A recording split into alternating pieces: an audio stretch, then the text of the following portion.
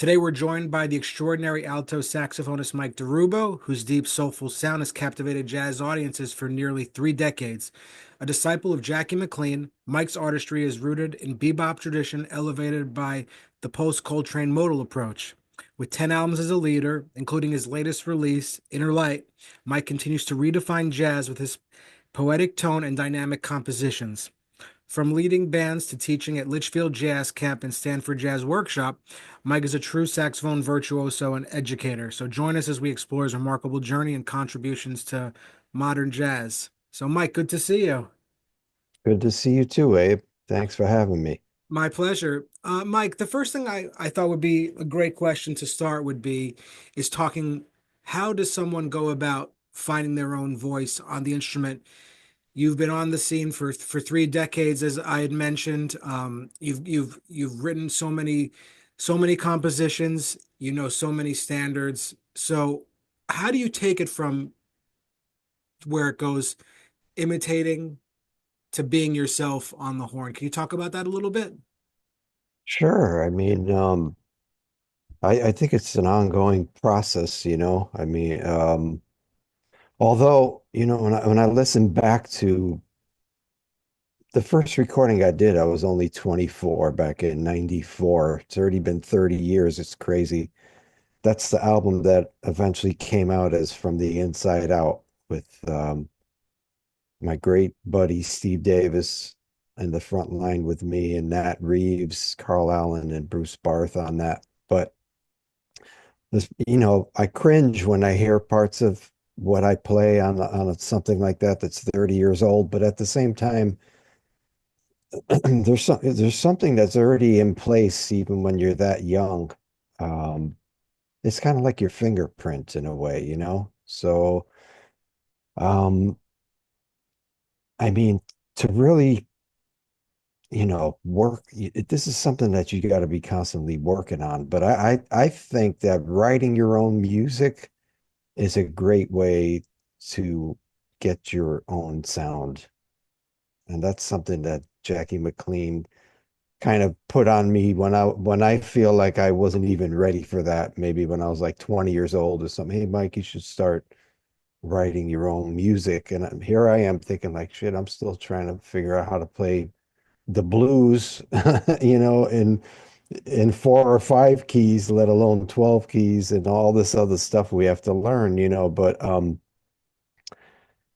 hopefully that gives you a little idea. If you want me to go deeper on that, let me know. No, so Yeah. so let me ask you this. I mean, you said he told you to start writing music and you were still learning how to play in all 12 keys. Yeah. Is that the first step a jazz musician should take, just writing their own blues head or something like that? I don't know. Everyone is different, so I can't say like my particular coming up in the music was a lot different than even a lot of the students that I've had over the years. I feel like, young people have way more knowledge than I did at that age. Now, whether or not that pans out to work out in the end, I don't know because everyone has their own path. And I'm not going to say that I would change anything of how I came about it, but just to give you a little background, I didn't even know who John Coltrane was until I got to college. Like so, like I'm growing up kind of in this vacuum environment in New Haven, Connecticut. Um, Picked up the clarinet in when I was 9 years old. So this is like the late 70s because I was nine in 79 and born in 1970. So late 70s, early 80s.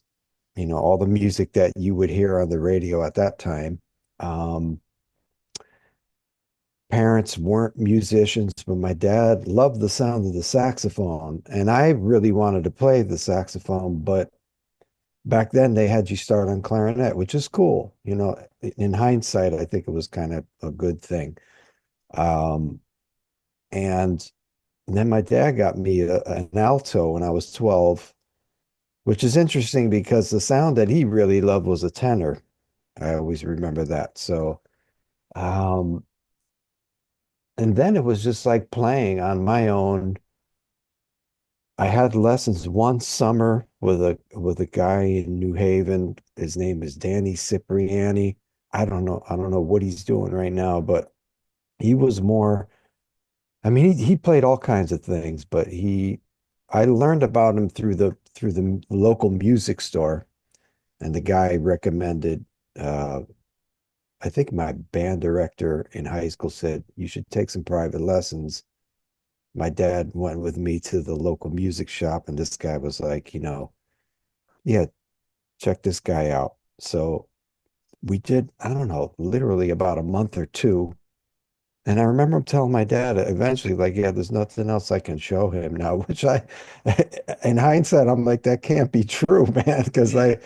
I still have this notebook of things he gave me, and like, I don't know if I really understood all that stuff at the time, but um, and then it was only Jackie McLean that was my other real teacher, and then we also had to take some classical lessons at the University of Hartford. So I got to study with Ken Rednowski, who's a great classical teacher. I think he still teaches up Well, at I think what you're getting at is that you didn't grow up in a musical environment. yeah. But it's funny you said like I never knew who John Coltrane was growing up, that any stuff like that. And you start on the clarinet, you went to the local music store. This is just these the stuff that makes you who you are today, and everyone has their own path in a Yeah. sense. Yeah. But to now, when you've been doing it for so many decades and look back, I think your younger self would certainly be proud of where you are today. You think so? I mean, I guess so. Yeah. I mean, I just was always fascinated with the instrument, the saxophone, loved it. And I think if you play the saxophone, it lends itself that you're probably going to be a jazz musician if you're not, really in love with classical and that sound and being, so I just wanted to be the best musician I could be. So to me back then it was like, yeah, you need to go to school and study jazz. I didn't know who Jackie McLean was until I met him, man. And it was like kind of like dumb luck. I mean, New Haven to Hartford is like 30 minutes or something. It's really not that far, but back then when I was young, it could have been an entire different universe, Yeah, you were probably going to Louis' lunch getting those burgers at Well, the it was more modern beats because I grew up. Now that became like a huge New Haven pizza spot, but yeah. it was a local place when I was a kid. Um, but yeah, but what a blessing, man, that I got to do that audition at the University of Hartford and then eventually pick that school to go, and then kind of the rest is history at that point, The man. Hart School is a great school. I auditioned there. It was a lovely faculty. I remember to this day. This is going back for me about 20 or so years. But when you are going to school in Connecticut and you're saying that Hartford feels like another world, Yeah. does New York feel like, oh, like do you even feel more intimidating at that point? Uh, I don't know because being from New Haven, like you kind of do gravitate to New York a little bit more. There's the Metro North right there. So I had been to New York a handful of times at least as a teenager and stuff, and always in my mind, even though I didn't understand what the jazz scene was, but I always knew that New York was going to be like I have to move to New York, even before I I wanted to be a jazz musician. There was something about the pull of the draw of New York. So yeah, going to Hartford, it happened less, but obviously I went to school there, and then I ended up living there for a little while after school.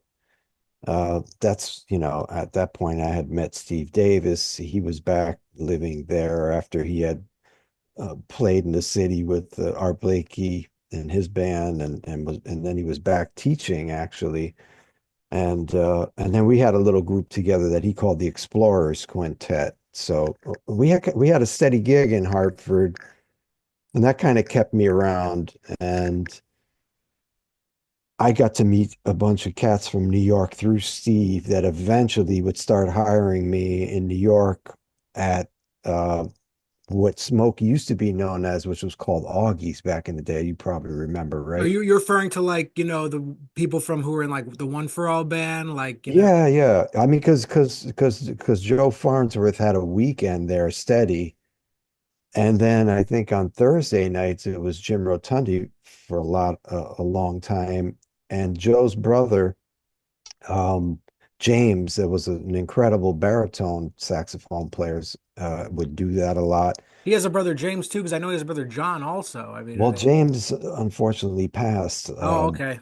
Okay. in 98. Yeah, but he played with Ray Charles's band and I mean he was just a kind of an underrated uh bebop baritone player. Really, Wow. really great, man. So we used to do that a lot on Thursdays, but Joe was probably he was calling me while I was still living in New Haven, so like in the mid 90s to come and play Augies. And I would, drive down, sometimes crash there, but most of the time just drive back up because it was at 5 o'clock in the morning or 4 in the morning. It only takes you about an hour and 15 minutes to get to New Haven. So yeah, I know I covered a lot of things in No, that it's all great, but you yeah, talked about how you were doing these things like going back at 5 in the morning and stuff, going back and forth from, it is state to state at the end of the day. I yeah, can I can recall like when I was in Boston going to college, me and my friend, we would take the bus to New York. We'd get back at like, we would just go to the jam sessions and just to see what it was like. yeah. And the scene, I personally, I have some feelings that the scene has definitely changed a little bit since the pandemic. I'm not sure how you feel about that. Obviously, there are still some great places to play, but Yeah. well, do you feel that the scene has changed in any way, shape, or form, or do you still feel like it's always kind of been the same? To me, New York changed post 9/11 because I kind of remember, obviously was here before then, and even as a kid growing up, I mean, there's a lot of things along the way that changed New York, all the things that Giuliani did to kind of change Times Square. I mean, for better or worse in some ways. It became more of like a Disneyland or whatever, Times Square. I It used just to be really remember. dangerous, right? I don't know if it's dangerous, but it had more of an edge to it, and yeah. And then, post 9/11, I don't know, everybody was just like kind of on edge. I feel like the music changed a little bit. This is around the time that Nora Jones became really big at that time. It was like people really wanted something softer or something. Um, things started places. I don't, probably has nothing to do with 9/11, but eventually places would close earlier. Like sets started like happening earlier. Because back in the 90s when we were playing at Augie's, that gig didn't start till 10 o'clock. And we would play until almost 4 o'clock until closing, So, and people were smoking in clubs. I mean, I'd take my saxophone out the next day and it would reek of cigarettes, man. You don't even realize you're breathing all this stuff in. I mean, now it's like, what is it, like 20 years later now that you can't smoke in clubs? And so all these little changes and, places close, but there's always new little places that crop up, especially in New York. It's like, um, that's what I love about being here. It really is the jazz capital of the world. And but yeah, things like that has changed. During the pandemic, I actually was in Florida for about a year and a half. I did know that. I did my due diligence. I listened to your Oh, you interview with did? Joe Dominio, and I listened. You talked about Oh, that a okay, little bit. cool. That's the Kansas City podcast, that Yeah, one. he's Yeah, a yeah. really great guy. He is a great guy, yes. And so yeah, that happened and now I'm back here, and so I don't know what it was like right in the heart of the pandemic, but I know, no one was really doing anything. Everybody was on Zoom and this and that. And even Smalls, cats were playing there without audiences, right? And broadcasting it. But I live down here in the West Village, so I'm always walking the small. Last night I played at Cellar Dog, which is fun. With Brian Charette, right? Brian Charette, Joe Strasser. Um, they actually have a club in Philadelphia now, Cellar Hmm. Dog in Philly. So something is working with jazz, like to open up a brand new club in Philadelphia. I mean, Lord knows there's enough jazz musicians out there, right? Yeah, you know, wouldn't it be amazing if there were as many jazz clubs as there are? Let's not say McDonald's, there'd be too many, but Yeah. yeah, call it like Applebee's or something. Imagine that. I mean, you think about these things over the years, but at the end of the day, I think it's like what makes this special is that you kind of have to be in the know to be a jazz fan. I think if it was that popular, I'm not sure it would be as special as it is. You know what I mean? It's almost like its own secret world in a sense. It's like the underground. A little bit. And I watch in some of my free time. One of my guilty pleasures is to watch these shows where guys build cars and stuff. I don't know why it fascinates me, man. Maybe in another life I'd be like a A metal worker mechanic. or something. Yeah. But these guys that fabricate stuff from metal and they mold it and turn it into all this stuff. But one of the things I hear them say, if it was easy, everybody would do it, and then it wouldn't be that cool, you know? Just kind of true about jazz in a way, Oh, right? this is not an easy life. I mean, No, and no, you've been in it. You're you're a little older than me. It's like been at it, and it's not easy on any level. I think no. anyone who says it's easy is lying, Mhm. um, or maybe they just have a lot more luck or something. But a lot of people go to school. They think they get the degree in jazz. They learned, you know, their 75 standards, and Mm. now the door opens up and you leave the school and now you should have a career as a jazz musician. There's a lot of mystery about this life, a huge misconception out there. um Yeah. what do you think the biggest misconception um out there is, either for young jazz musicians or for the outside looking in? Anything you kind of feel strongly about? Um, Misconceptions. I mean, I don't know if if this pertains to this day and age, but like there was a time period where people thought, all jazz musicians were on drugs of some sort and or substances and all this, which is definitely not true. I mean,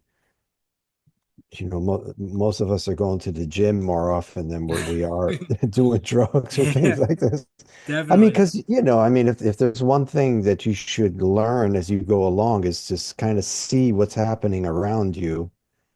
Um, I'm of the age to have, you know, been alive when Art Blakey was still here and Miles Davis was still around. I got to be around Jackie McLean. And of course, I played with Harold Mayburn, and George Coleman is still alive, and played with Cecil Payne and all these people. And Curtis Fuller, and you just, one thing you realize right away is like, wait a minute, these guys are, it's not the way you grew up thinking about stars. Like, I'm not going to, I don't know, I'm not going to meet Mick Jagger or something right now. These cats are right there. The first time I met Elvin Jones at the Blue Note, couldn't believe it. He's right there, grabbed me, shook my hand, and you don't have that kind of access to pop stars in that way. So my point is, I'm trying to say we're around these people, and some of them lived a certain way, and you kind of know, like, wait a minute, I kind of probably not going to be around that long if I like live my life this particular way. And so we have plenty of examples to go by. I mean, all our heroes We didn't lost make so it many to our people. age. Yeah, Yeah. And then the pandemic and everything else. And it's just yeah, there's that misconception. well, Mike, the reason I want to ask you this is because, from the outside looking in, if Mhm. someone, you have a name, people know the name Mike DiRubbo on an international level as far Are as you, as an you sure alto. about that? You sure? I think so. Oh, okay. Okay. I mean, I mean, I'm not, I'm telling you the truth, and Okay. I even, even though we haven't worked together, I mean, you people know Mhm. that name, and from the outside looking in, people say like there could be like a young alto saxophone player, 16 years old. He says, "Oh, I want to be like Mike DiRubbo." Mm. But what is Mike DiRubbo still? Are there any venues or festivals that you still want to play at? Anything like that? Oh Would you like yeah, to Would you like to work with some people that you really feel you could have a musical connection to that you haven't just crossed paths with? Anything like that? yeah, yeah, for sure. I mean, I got a long list like that. I mean, most of my students over the years have played places I haven't even played yet. Your And students have played places you haven't played. yeah, I mean, people that I've, at least had one or two lessons with along the way. But yeah, I mean, I still have a dream to someday lead a group at the Vanguard. I would, that's a dream of mine. I play in so many bands that just sound so great, and we're just like, damn, how come Did this you we ever should play be Have you played the Vanguard before as a sideman? just sitting in. I Sitting in. never, yeah, never have as a sideman. See, and I don't recommend this to most saxophone players, but I chose a very different path. Um, I don't play in big bands. Um, not a flute player. I told you I started on the clarinet, but that thing sits on the shelf, to be honest with you. I really got focused on the You're saxophone not a and multi-instrumentalist. You are an alto saxophone player. Is well, what? I mean, I play piano, I play some guitar. I play the soprano quite a bit, although I don't get a lot of calls for they don't get a lot of calls for soprano. I do play some tenor too. I have one, but I'm an alto player, and kind of like a band leader. When you're an alto player, you pretty much have to be a band leader if you're not playing in big bands. So, um, that's a hard path, man, but it's kind of that's what I want to do as an artist. I never wanted to play music to just be a working musician. Like to say, I could play in a club day band and make $1,000 a weekend or something like that. I don't know. One of the first paying gigs I ever had, I was probably 16 and played in a wedding band. And that continued like through high school into my first year of college. And then I gave it up because I'm like, I really have to focus on all this stuff. I felt like I was like trying to catch up a little bit with all the jazz that I needed to know. No, I understand. So You're saying that you want to lead your own band. You just want to have more of a and that's totally, that's a reasonable thing to say, I think. And yeah, I mean that was my path, and then to play with great people as a sideman, like I do with Steve Davis or whoever it is, Mario Pavone over the years when he was alive, and different people, all great, all different kinds of great jazz musicians. And there's a lot of people on the list of my list that I would still love to play with that I haven't, or can you maybe make a name record. them who's like a really great, Oh, piano player that you would like to work with? oh man, I mean, there's so many of them, man. I mean, I hate to single out anyone, but someone like Jeff Keezer would be fantastic. Rini Rosnes, or man, I did get to play with Brad Meldell back in the day. We made like a kind of a demo recording for Steve Davis.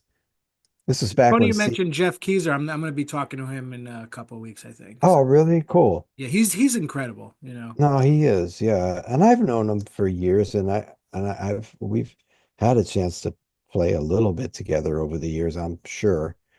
But another person on my list is Brian Blade, because we have the exact same birthday, man. July 25th, 1970. Are you a And Cancer? no, it's a Leo, Oh, I'm actually. 17, July 17. You're a Oh, Leo. cool. Yeah. I know a lot of cancers in my life, though. Very close with a lot of cancers. Yeah. Um, my first record, I had reached out to him from the inside out, but he was still living in New Orleans at that Brian time. Blade is? He was, Oh, he yeah, was. back Okay. then. And I think that was just when Josh Redman was kind of really hitting it big at that point, and they were working a lot. He was in his band, and he couldn't make that, but that's on my list of yeah, seeing how I could get that to happen. Have you ever like, I mean, you don't have to answer this if you don't want to, but like, I think you're saying you want to work with Brian Blade. Have you ever like openly just like wrote him an email saying, "Hey, I'd like to play with you," or anything like that? I mean, because Oh sometimes. no, no, no. I'm thinking more like if I could get a project together and get him on a record date or Oh, something. okay, okay, yeah, Yeah, yeah. yeah, yeah. I mean, his band's, he's had his band for quite a while with the same The personnel, I Fellowship believe. Band. Yeah, yeah. And he has his own vibe. It's interesting, a lot of drummers that are leaders and have their own kind of music as well. Um, But you play with Melda, you were saying a little I bit. mean yeah, I mean we have, over the years because he grew up in Connecticut as well, but I mean that's always a great thing to play with that guy. He just adds so much to the music. Um, man, I mean, literally, you name anyone. I mean, I'd love to make a record still with like Kenny Barron and Ron Carter. I did get to play with Al Foster. We did a bunch of tours together, Oh, like that's around amazing. around 2017. I mean, I didn't get to record with him. That would have been awesome. Um, but yeah, I mean, I can't even think right now of all the different No, people, it's but it's just interesting to say because like we're like I had said before, like people know your name on that international level and stuff, and here you are, you're pushing forward still and saying I'd like to work with these people, and oh yeah, man. and Yeah, I love hearing that because you almost the way you're speaking about it just comes from this honest place, like you love the music so much, you respect these musicians, and yeah, you put them on that level, like hey, I would love to work with you, I respect your artistry, and to hear you just talk about these, some of these people who I love hearing about it. yeah. Let me, you had also mentioned that you taught a bunch of students in the past. I think mentorship is a um something that people need to remember, like people need to have those mentors that help them out. What's something you might tell a student who you see has potential to really do something with the music that you would like them to know that's a little bit unconventional musically or maybe just about the art? What should they know, you think? They Well, want to make a career out of it. I mean, I try to be frank with students and just let them know what the life entails. So like to be sure that that this is coming from their heart and they really want to do it because there's gonna be a lot of obstacles along the way. The Um, obstacles don't end. no, no, but the one thing as I get older, I'm learning that a lot of obstacles are self-induced. You know what I mean? You know, one of the things that I've thought about more recently is like, man, I almost want to not even for the reason to make money, but like I thought it would be cool to have like one-on-one with musicians, no matter what level there are, and then just kind of seeing the advice that I could give them, but more from a mental aspect of it. Like, you know what I mean? Because I think a lot of people struggle with that, man. Yeah, And I think if there's one thing I've learned, throughout doing, I mean, I just started this series about a month ago, but actually you're number 50, believe it or not. So oh, that's good. cool. That's kind of cool. It's a special, it's a milestone and everything. Oh, great.